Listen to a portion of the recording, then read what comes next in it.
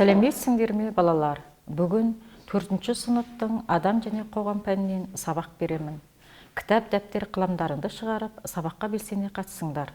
Мұғалімдерің сендерге балаларға арналған киноның үзіндісінен көрсетсін. Жақсылап назар аударыңдар.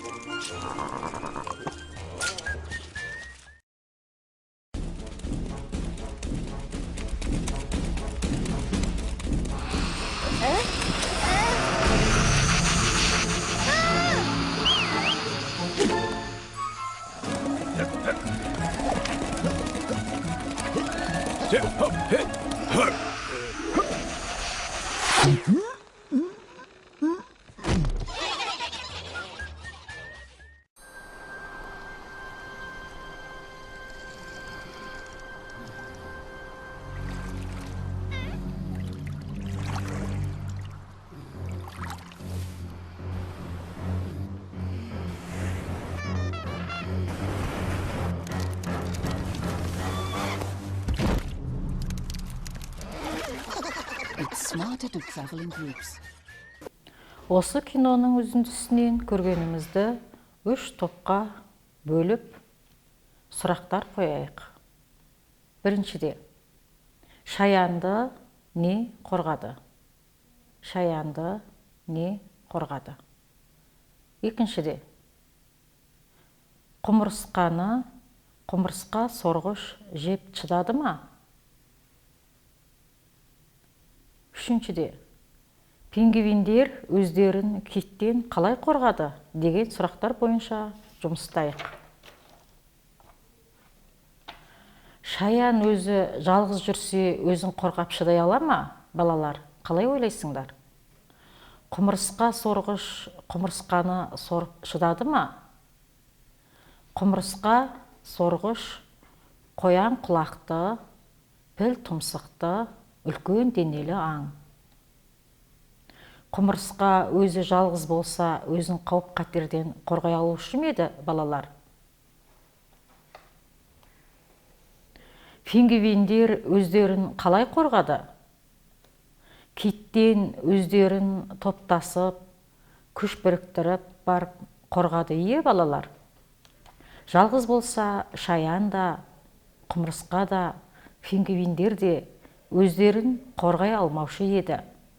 Сондықтан топтасып, бірігіп, бірлікшіл болып барып, өздеріне төнген қауіп қатерден қорғануға болады дегенді киноның үзіндісінен көрдік. Енді киноның негізгі мағынасына байланысты мақал-мәтелдерді айтайық. Сендерің өздерің білетін мақал-мәтелдерді еске түсіріңдерші.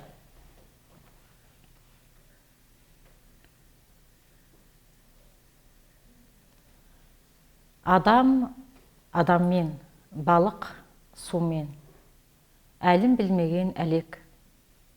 Бірігіп пішкен тон келте болмас. Көп түкірсе көл болады. Жалғыз ағаш от болмайды. Жалғыз адам үй болмайды. Адам күні адаммен. Деген мақал-мәтелдерді дәптерлеріңе жазып, естеріңе сақтап алыңдар. Бүгінгі біздің сабағымыздың тақырыбы адамдардың бірігіп өмір сүруі. Оқулықтарыңның 35-ші бетінде мынандай сурет бар. Осы суретке жақсылап назар аударыңдаршы. Кімдер, қайда, қай заманда, қалай өмір сүрген? Тамақтарын қандай жолмен, қалай тауып жеген? Қандай ортада өмір сүрген? Қандай киім кигенін жақсылап қараңдаршы.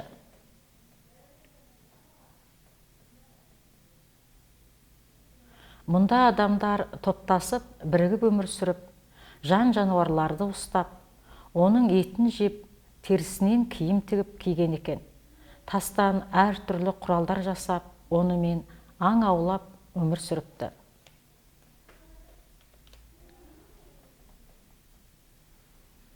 Оқулықтарыңның 36 бетіндегі мәтінді мұғалімдерің оқып берсін. Жақсылап, тыңдап, түсінгендеріңді айтатын болыңдар. Адамдар өзара қатынасу, көмектесу, бірлесіп өмір сүру мақсатында бірігіп қоғам болып құрылды. Адамның ең алғашқы қоғамдық ортасы отбасы. Отбасының мүшелері бір-біріне көмектесу, қолдау, ақылдасу талабынан өзара қатынаса келе бірігіп өмір сүрудің бір формасы қалыптасты. Мұның барлығы қоғам, бөлік, топ немесе бірліктен құралатынын дәлелдейді. Оқулықтарының 35 бетінде сұрақтарға жауап берейік. Сұраққа жақсылап қараңдар. Бірінші, ежелгі адамдар не себептен ұрудан қуылғанды ауыр жаза деп көрді? Ұру ішінде тәртіпке бағынбаған, тиымды бұзған адамдарға ауыр жаза жүктеледі екен.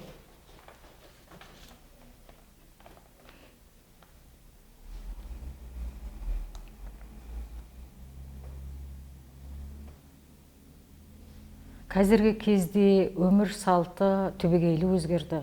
Олай болса, басқа адамдарсыз жеке жалғыз өмір сүру мүмкін бе? Балалар, сендер не деп ойлайсыңдар? Балалардың сүйіп көретін киносынан үзінді көрейік.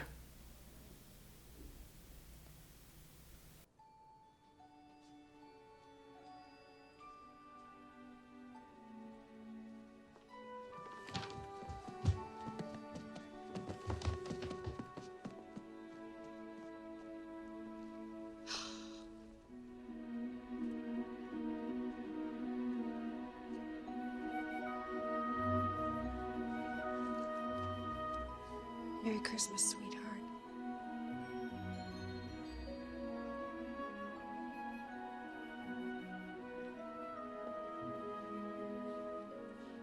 Oh, Kevin, I'm so sorry.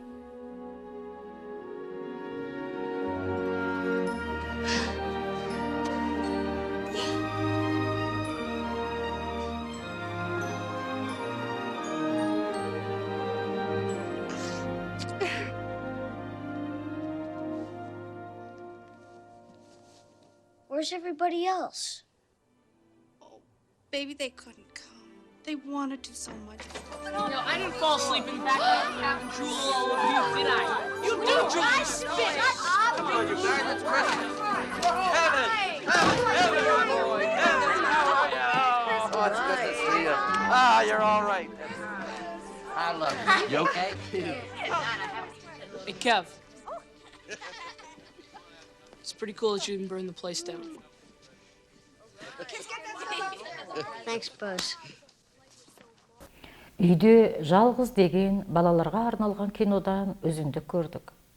Бала ата-анасыз жалғыз үйде болған 3 күнде неше сияқты қорқынышты оқиғаларды басынан кешіріп, ең соңында ата-анасымен бірге болуды армандап, арманы орындалып, отбасымен қауышып, бақытты өмір сүреді. Жалпы адам жалғыз өмір сүру қандай? Отбасымен өмір сүру қандай? Дегенді осы кинодан байқаған боларсыңдар. Мұғалімдерің сендерге 4 түрлі сурет көрсетсін. Осы суретті жақсылап көріп, қандай кейіпкерлер екенін еске түсіріңдерші, балалар. Кітаптарыңның 35 бетінде Робинзон Крузо, Маугли оның достары, Бикеш пен Жетерге жел, Братюна және оның достары. Робинзон Крузоның кемесі сынып, аралда жалғыз өзі өмір сүреді. Маугли де орманда жалғыз қалып, жабайы аңдардың ортасында жалғыз өзі өмір кешеді. Қалған 2 суретте адамдармен қоршалып өмір сүрген. Осы суреттердегі оқиғаны екі топқа бөліп жазыңдаршы балалар.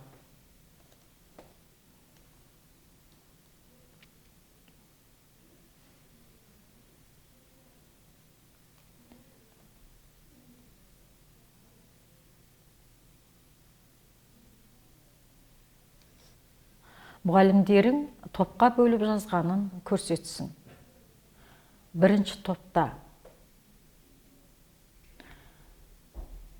Маугли, Робинзон Крузо. Екінші топта Бикеш пен Жеті ергежеп, Буратино және оның достары. Маугли мен Робинзон Крузо жалғыз өмір сүрген. Бикеш пен Жеті ергежеп, Буратино және оның достары бірігіп өмір кешті. Сендердің жазғандарыңмен сәйкес келіп тұр ма, балалар? Адамдар бірігіп өмір сүргенде бір-біріне көмектесіп, бірге шешім шығарып, ақылдасып, қолдап қоршайды. Қоғамдағы әр адам аса құнды. Біздің сынып ұжымы оқушылардан құралады. Әр оқушы өзіне сенімді, іскер, өз бетімен оқи алатын болса, сынып ұжымы үздік болары даусыз. Ал барлық сыныптар жақсы ұжым болса, мектебіміз озат ұжымға айналады. Мектебіміздің де, отанымыздың да гүлдене дамуы, болашағы бізге тікелей байланысты екенін осыдан аңғаруға болады. Үй тапсырмаға оқулықтарының 37 бетіндегі ауылдастың тілегі бір әңгімесін оқыңдар. Түсінгендеріңді айтып беретін болыңдар.